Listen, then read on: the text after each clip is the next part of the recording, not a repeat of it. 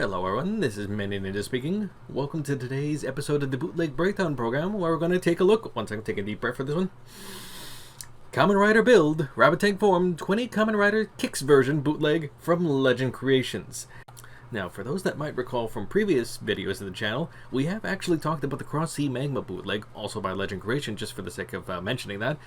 And that particular review, which I'm going to include in the description just so it's there for those who want to give that a shot, is probably the only review I can think where I actually aborted the whole bootleg breakdown partway through because it became very clear that it was honestly the worst bootleg I had come across up to that point.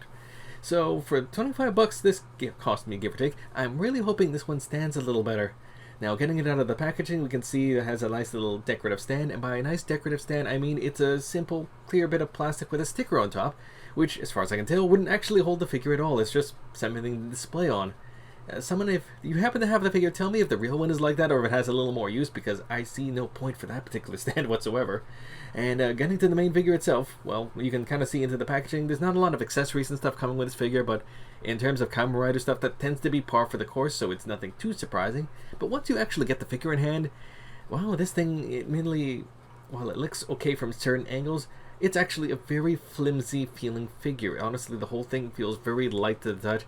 The joints don't feel tight. It's a combination of things honestly feeling a bit too tight in certain spots, but mostly generally everything is loose, and like there are various joints that feel like and just appear that they're going to be falling out of their sockets any minute now.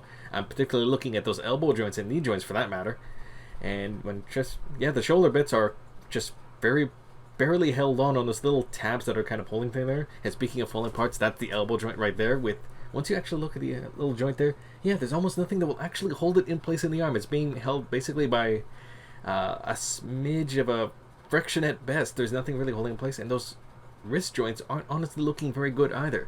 As you might remember from the previous review, those wrist joints were honestly garbage to the point that they snapped with no effort. And I'm not feeling great about most of this figure up to this point. Like the neck joint, it barely moves. It doesn't move at all. The hips are not moving whatsoever. You have no side-to-side movement on there. And even though I know that doesn't use the same kind of joints as the action body joints from the Dragon Ball Z line, it just doesn't work. And wow, what's going on with that belt there? Did they just super glue something on top of that to fill in the gap? Because honestly, that little bit of murky plastic, no, nothing of this looks right. It's superficial at best, but this figure, especially around the upper body and torso, it doesn't function. Knees are bending kind of like they're supposed to, but I swear those little knee bit extenders can't possibly be right. Toe joint actually moves too much. Well, too much on the blue one. On the red one, it's not really moving at all. And wow, I am not liking how this figure is moving whatsoever, and it feels like things are just going to pop off any moment there. It's just very floppy moving figure where it moves, and where it doesn't move, it's absolutely stuck. Can this figure support itself on its own weight, though? It can, but it does require some effort, and yeah, you're not going to get any real dynamic poses out of this one, which, considering this is supposed to be a Toku Sentai figure, that defeats the purpose if you can't pose it. Good grief. I believe the last set of accessories we have to talk about, other than that lackluster stand, would be the assorted hands that this figure comes with, which is all of 7 total. And unfortunately, all 7 suffer from the exact same issue, which is actually due to the paint job that this particular figure got. Namely, in order to achieve that whole little metallic finish you see on there, which honestly it does look pretty okay. It doesn't look terrible, but in order to get that nice little sparkly finish, they had to completely basically dunk these things in paint, for lack of a better term, because the paint job is just way too thick on all of the hands. Namely, you can kind of tell from a cursory look, the details are definitely lost on the things, softer than they should be, and there's actually paint that kind of blurs in the space between the fingers.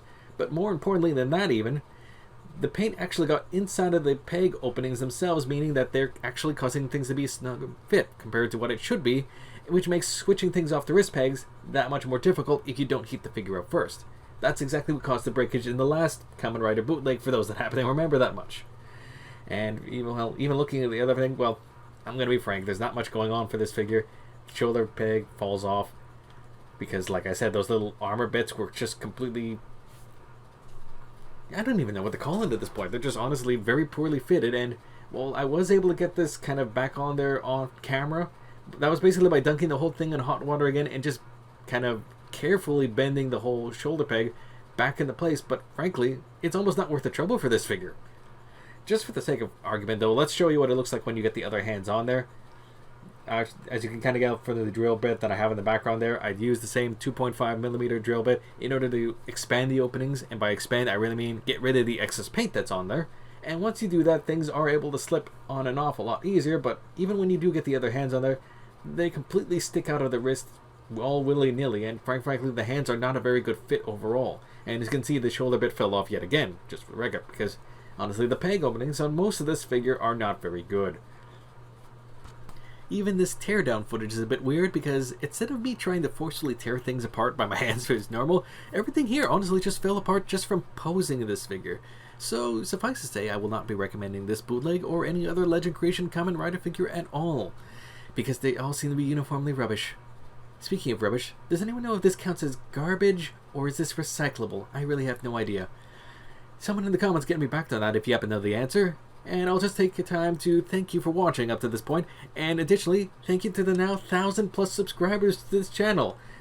Apparently you all like watching me waste my money in very interesting and hopefully entertaining ways, and I hope to have more in the future. Take care. Nearly 250 videos on this channel plus now 1,000+ subscribers. You'd think I would have worked out an intro or outro for this channel by now, but I haven't done so yet, so that is something I need to get onto. In the meanwhile, enjoy this ominous footage of Frieza, which we'll be making since very, very soon, I hope. Enough of the teaser. Catch you all for real next time.